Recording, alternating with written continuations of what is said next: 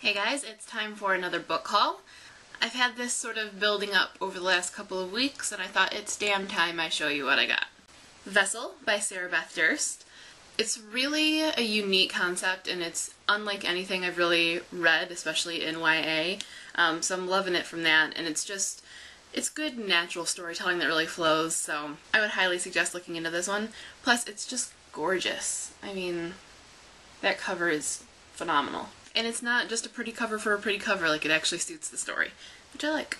The Spindlers by Lauren Oliver. This is another middle grade one. She had one that was released last year called Liesl and Poe. They're not the same series, but just another middle grade from her. I have Liesl and Poe. I actually won it last year and haven't had a chance to read it yet, though I am looking forward to it and heard great things about it. Her middle grades seem to be kind of quirky and slightly dark, and I really like that, so looking forward to those. The Archived by Victoria Schwab. Schwab's debut, The Near Witch, was one of my favorite reads of last year. I absolutely adored it and her storytelling, so this one was very, very high on my wish list for this year. I was really looking forward to it. It doesn't come out until early next year. I want to say January, but it might be February. But I'm going to be part of the blog tour this year, so middle of October, make sure you stop by. I'll try to remind you guys of it, but I'll be reviewing it, and I will have a guest vlog from Victoria.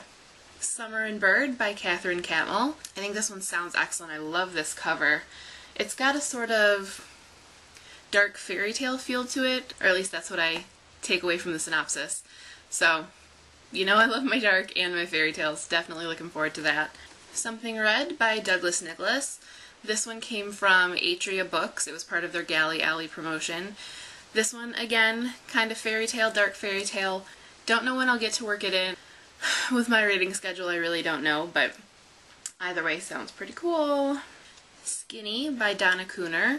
This one was just a random package. This was unsolicited from Scholastic. Yes, Scholastic Point. So I hadn't actually heard of it until I got it, and it does sound pretty neat, actually. After I mentioned that it had showed up in my mailbox on Twitter, I had a lot of people get a hold of me and tell me that either they really liked it or they were really looking forward to it. Fathomless by Jackson Pierce. This one sort of takes on The Little Mermaid, which I'm really excited about. Really, really liked Sweetly. And like Jackson's style, so looking forward to this for sure. The only thing that's driving me nuts is that they've changed the cover on what I thought was actually a really strong cover series. Alright, so this is what Sisters Red and Sweetly look like. This is Sisters Red, and this is Sweetly.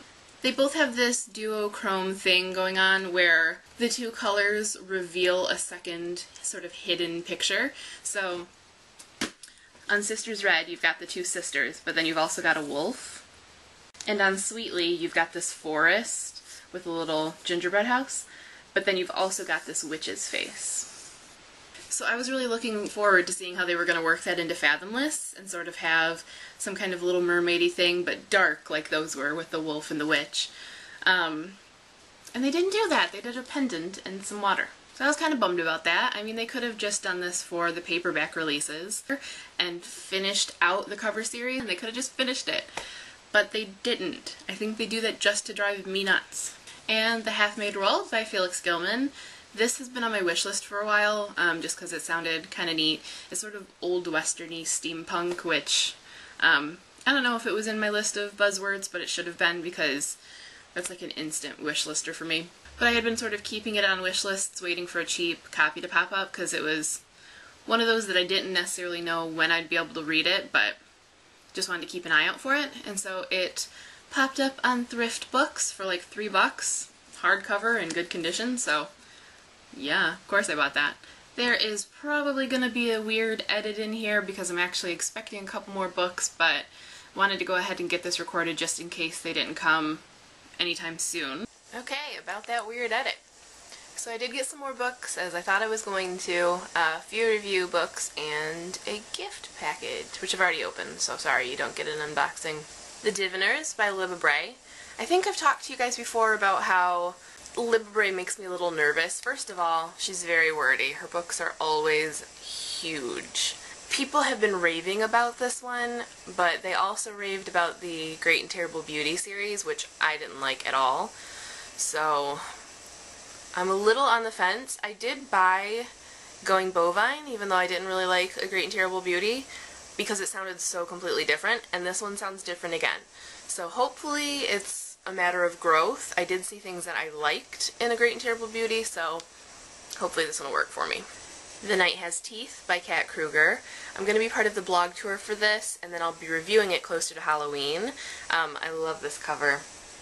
This is actually an indie. I don't do indies very often, but this one sounded really good, and it won the Atlantic Writing Competition.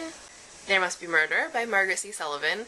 You may remember this one from Austin in August. I had a giveaway of it. Margaret also sent me a copy, and she signed it. So this one's really trim. It is a Northanger Abbey murder mystery continuation, so I think that's going to be fun. And now on to the gift. From Liz at Consumed by Books. She asked me if I wanted her arc of Rift by Andrea Kramer, because she was going to be getting a finished copy. And so I said sure, because I have heard that Rift is even better than Nightshade, and though I didn't love Nightshade, I did really like it and found it completely compulsively readable, and I do have the rest of the series. I forgot, though, that she was going to the signing, so when I got here I was like, oh, it's signed! So I have Liz to thank for that, but of course, in true Liz fashion, she stuck some other things in the package, like a pair of stripy socks. It's a thing.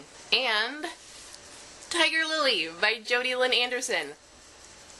This is so high on my wish list. I thought the concept was great. I couldn't wait to see what someone was going to be doing with Tiger Lily. So now I get to find out. I've heard really good things. I've heard it's kind of dark, a little sad, and I think that's perfect for Tiger Lily's story. So really looking forward to it. Thanks so much, Liz. And that really is the end of this book haul, at least.